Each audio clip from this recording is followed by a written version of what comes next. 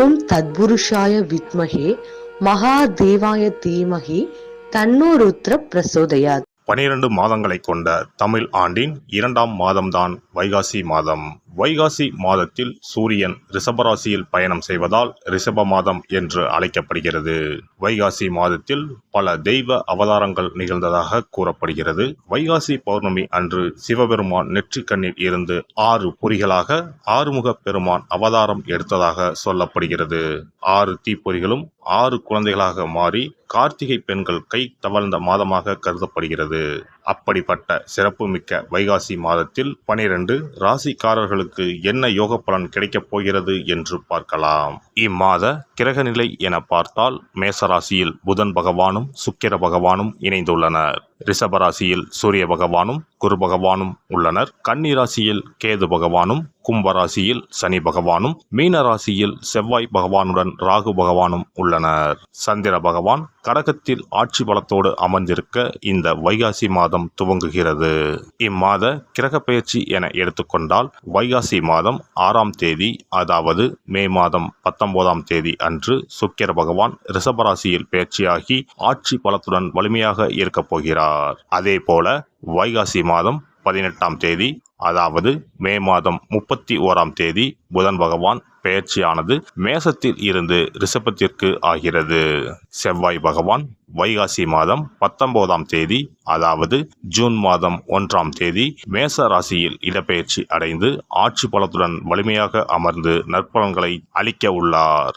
இந்த கிரக அமைப்பினால் உங்கள் வாழ்வில் ஏற்படக்கூடிய சுப மற்றும் அசுப பலன்கள் என்ன என்பதனையும், அசுப பலன் ஏற்படுமாயின் ராசிக்காரர்கள் செய்ய வேண்டிய பரிகாரம் என்ன, வழிபட வேண்டிய தெய்வம், வழிபடும் முறை என்ன என்பதனை பற்றி விரிவாக காண்போம். பிறக்கப் போகும் இம்மாதம் உங்கள் வாழ்வில் வளமும் நலமும் செல்வ செழிப்பும் பெற்று வாழ்வின் உயரிய நிலையை அடைய எல்லாம் வல்ல எம்பெருமானை வேண்டி விரும்பி கேட்டுக்கொள்கிறேன். சொல்லிலும் செயலிலும் நிதானத்தை கடைபிடிக்கும் மிதுனராசி அன்பர்களே, இந்த மாதம் ராசியை சனி பார்ப்பதால் வீண் அலைச்சல் உண்டாகும். ஆனாலும் சுபமாக எதுவும் நடந்து முடியும். புதிய காரியங்களில் ஈடுபடும் போது யோசித்து செய்வது நல்லது. மன அமைதி பாதிக்கும்படியான சூழ்நிலை ஏற்பட்டு நீங்கும். நண்பர்களிடம் கவனமாக பேசி பழகுவது நல்லது. தொழில் வியாபாரத்தில் ஈடுபட்டு இருப்பவர்கள் கூடுதல் கவனம் செலுத்துவது நல்லது. வாடிக்கையாளர்கள் எண்ணிக்கை அதிகரிக்கும். அதே நேரத்தில் சரக்குகளை அனுப்பும்போது கவனம் தேவை. உத்தியோகத்தில் இருப்பவர்கள் உயர் அதிகாரிகளை அனுசரித்து செல்வது நல்லது. அலுவலக வேலைகளால் அலைச்சல் உண்டாகும். சக ஊழியர்களிடம் அலுவலகம் தொடர்பான ரகசியங்களை கூறுவதை தவிர்ப்பது நல்லது. குடும்பத்தில் இருப்பவர்களின் மூலம் ஏற்பட்ட டென்ஷன் நீங்கும். கணவன் மனைவிக்கிடையே இருந்த மனத்தாங்கல்கள் நீங்கும். பிள்ளைகள் எதிர்பார்த்தபடி நடந்து கொள்வார்கள். உறவினர்களிடம் இருந்து வந்த வேற்றுமைகள் அகலும். பெண்களை பொறுத்தவரை நண்பர்களிடமும் உறவினர்களிடமும் கவனமாக பேசுவது நல்லது. வீண் மனக்கவலை ஏற்பட்டு நீங்கும். புதிய செயல்களை யோசித்து செய்வது நல்லது. கலைத்துறையினருக்கு அனைத்து வகையிலும் நன்மைகள் கிடைக்கும். நீண்ட நாட்களாக இருந்து வந்த சுணக்க நிலை மாறும். கூடுதலாக உழைக்க வேண்டியதற்கும் வரவேண்டிய பணம் வந்து சேரும். அரசியலில் உள்ளவர்களுக்கு எந்த வேலையையும் எளிதாக செய்து விடுவீர்கள். முயற்சிகள் வெற்றி பெறும். வேலைகளில் கூடுதல் கவனம் செலுத்துவது நன்மை தரும். திறமை வெளிப்படும். பெரியோர்களை அனுசரித்து செல்வது நல்லது. கூடுதல் கவனத்துடன் படிப்பது நல்ல மதிப்பெண் பெற உதவும். நட்சத்திர பலன்கள். மிருக சிரிசம் 3, 4 பாதங்கள். இந்த மாதம் மாணவர்களுக்கு கல்வியில் நாட்டம் அதிகரிக்கும். உயர்கல்வி பற்றிய சிந்தனை மேலோங்கும். பணவரத்தில் இருந்த தடை நீங்கும். காரிய வெற்றி உண்டாகும். உங்களை விட உங்களை சுற்றி இருக்கும் மற்றவர்கள் பயன்படும் விதமாக திறமையை பயன்படுத்துவீர்கள். காரியங்கள் சாதகமாக நடந்து முடியும். விலகிச் சென்றவர்கள் விரும்பி வந்து சேர்வார்கள். திருவாதிரை நட்சத்திரம். இந்த மாதம் எதிலும் கூடுதல் கவனத்துடன் செயல்படுவது நல்லது. திடீர் மன தடுமாற்றம் உண்டாகலாம். பணவரத்து திருப்தி தரும். சின்ன சின்ன பிரச்சனைகள் தீரும். உடல் ஆரோக்கியத்தில் கவனம் தேவை. தொழில் வியாபாரத்தில் இருந்த கடன் பாக்கிகள் வசூலாகும். வியாபாரம் தொடர்பான பயணங்கள் செல்ல வேண்டி இருக்கும். உத்தியோகத்தில் இருப்பவர்கள் மேற்கொள்ளும் கடுமையான பணிகள் கூட எளிமையாக நடந்து முடியும். புனர்பூசம் 1, 2, 3ஆம் பாதங்கள். இந்த மாதம் குடும்பத்தில் இருப்பவர்களின் நடவடிக்கை டென்ஷனை ஏற்படுத்தலாம். கணவன் மனைவிக்கு இடையே கருத்து வேற்றுமை உண்டாகலாம். பிள்ளைகளின் நலனில் அக்கறை காட்டுவீர்கள். உறவினர்கள் மத்தியில் மதிப்பு கூடும். எடுத்த காரியத்தை சாதகமாக செய்து முடிப்பீர்கள். திடீர் மனத்தடுமாற்றம் உண்டாகலாம். பெரியோர் ஆலோசனை கை கொடுக்கும். மாணவர்களுக்கு கல்வி பற்றிய கவலை அதிகரிக்கும். கவனமாக பாடங்களை படிப்பது வெற்றிக்கு உதவும். பெருமாளை வழிபட எல்லா நன்மைகளும் உண்டாகும். மனக்குழப்பம் நீங்கும். தைரியம் பிறக்கும். சிறப்பு தொகுப்பு. இனி வரவே வராது என நினைத்த பணம் திரும்பி வருவதற்கு இதை மட்டும் செய்தால் போதும். நாம் கஷ்டப்பட்டு சேர்த்த அல்லது சம்பாதித்த பணத்தை யாரையாவது நம்பியோ அல்லது அவர்களுக்கு உதவி செய்வதற்காகவோ கொடுத்து ஏமாந்து இருக்கலாம். அப்படி இழந்த பணத்தை திரும்ப இனி வரவே வராது என நினைத்த பணத்தை கூட சில எளிய தாந்திரீக பரிகாரங்களை முறையாக செய்தால் திரும்ப பெற முடியும்.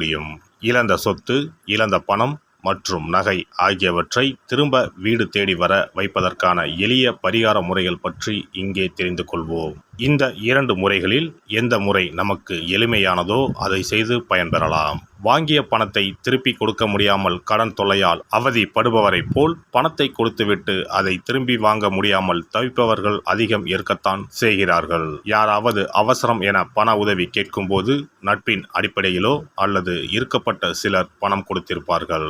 ஆனால் பணம் வாங்கிய நபரோ அந்த பணத்தை திருப்பி தராமல் இழுத்தடிக்கலாம். பணம் தர வேண்டிய நபருக்கு சூழ்நிலை காரணமாக பணம் வராமல் உங்களுக்கு திருப்பி தர முடியாமல் இருக்கலாம். அல்லது அந்த நபர் பணத்தை திருப்பி தரும் எண்ணமே இல்லாமல் இருக்கலாம்.